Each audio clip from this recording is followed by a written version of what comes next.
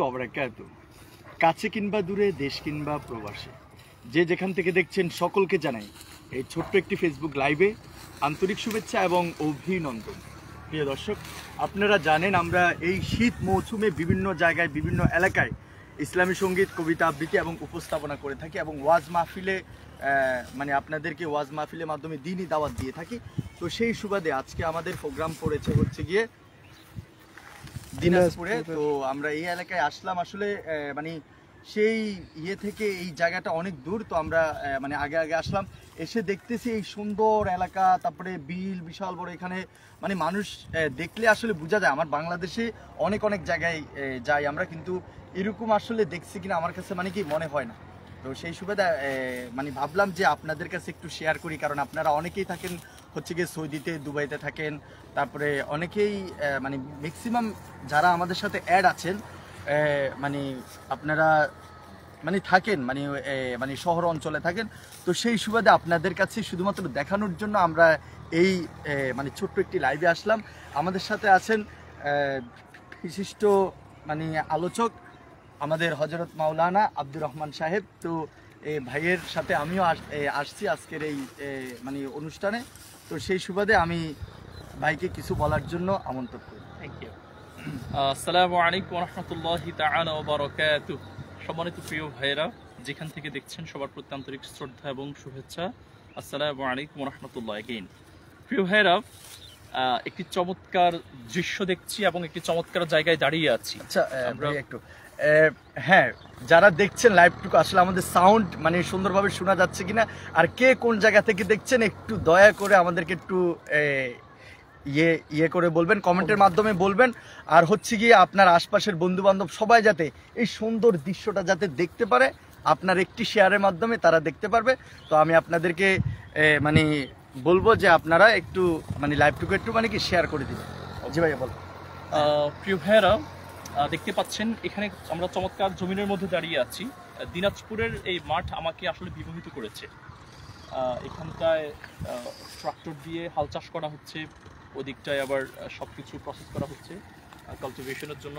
তো এটা খুব চমৎকার এবং এই দৃশ্যটা আমাকে সত্যি মুগ্ধ করেছে। এজন্যই সাধারণত এই সমস্ত জমি চাষের যে ব্যাপার, এগুলো আমাদের সমাজে সব জায়গাতেই থাকে, কিন্তু দিনাজপুর একটু বেশি মুগ্ধ করেছে। এজন্য এখানে আসলে একটা ভাইব ক্রিয়েট হচ্ছে, আমি আশা করে দেখলাম। প্রতিটি বাড়িতেই মোটামুটি চাষবাসের একটা ব্যবস্থা থাকে। আমাদের কুমিল্লা রিজিয়ন আমরা দেখি সাধারণত সবাই চাষবাস নিয়ে ব্যস্ত থাকে না, ওখানে খুবই রেয়ার পারসনস চাষবাস করে থাকেন। পাশাপাশি অনেকেই করেন, অনেকেই করেন না। কিন্তু এখানে আমি প্রতিটি বাড়িতে দেখতে পাচ্ছি খড়ের পাড়া আছে, এরপরে গরুর খামার আছে, ছোট্ট করে ভেড়ার পাল আছে, ছাগলের পাল আছে, আবার একটু দূর হেঁটে গেলেই কিছু মাটির ঘর পাওয়া যায়। এই যে চমৎকার একটা ভাইব ক্রিয়েট হচ্ছে প্রতিটি বাড়ি থেকে, কেন যেন আমাদের সেই পুরনো যুগ থেকে আমরা আমাদের যে দেশের ঐতিহ্য, আমাদের সংস্কৃতির যে ঐতিহ্য, এটা বোধহয় আমি দিনাজপুরে এসে পেয়েছি এবং আলহামদুলিল্লাহ খুবই ভালো লাগছে। আমরা পড়ন্ত বিকেলে আমরা দাঁড়িয়ে আছি এবং আরও ইন্টারেস্টিং যে ব্যাপার সেটা হচ্ছে আমরা এই যে জায়গাটি দাঁড়িয়ে আছি এটা হচ্ছে বাংলাদেশ, আর একটু হেঁটে গেলেই সামনে হচ্ছে ইন্ডিয়া, এবং ব্যাপারটা খুবই ইন্টারেস্টিং। তো আমরা হয়তো একটু পর ওখানে যাচ্ছি দেখার জন্য। তো এই যে চমৎকার মনোমুগ্ধকর একটি পরিবেশ, চমৎকার প্রাকৃতিক একটি পরিবেশ পেলাম, এই অনুভূতিটি শুধু আপনাদের সাথে শেয়ার করার জন্যই ছোট একটি লাইভে এসেছি। ওকে, প্রথমত আমরা একটা গান গাইতে পারি। তাহলে আমরা একটা গান গাইতে পারি। প্রিয় দর্শক, আপনারা একটু দয়া করে একটু লাইক কমেন্ট করবেন এবং আপনার পাশের যে বন্ধু বান্ধব আছে তাদেরকে দেখার জন্য একটু সুযোগ করে দিবেন। হ্যাঁ, তাহলে আমরা গানে গাই। পদ্মা এই মেঘনা এই যমুনা সুরমা নদী তটে, আমার রাখাল মন গান গেয়ে যায়, আমার রাখাল মন গান গেয়ে যায়। এ আমার দেশ, এ আমার প্রেম, আনন্দ বেদনায় মিলন বিরহ সংকটে, আনন্দ বেদনা মিলন বিরহ সংকটে। এই পদ্মা এই মেঘনা এই হাজার নদী রবে বাহিকায়, এখানে রমণীগুলো নদীর মতো, নদী ও নারীর মতো কথা কয়।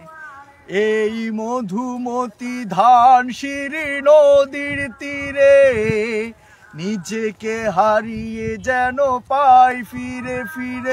এই মধুমতি ধানসিঁড়ি নদীর তীরে নিজেকে হারিয়ে যেন পাই ফিরে ফিরে।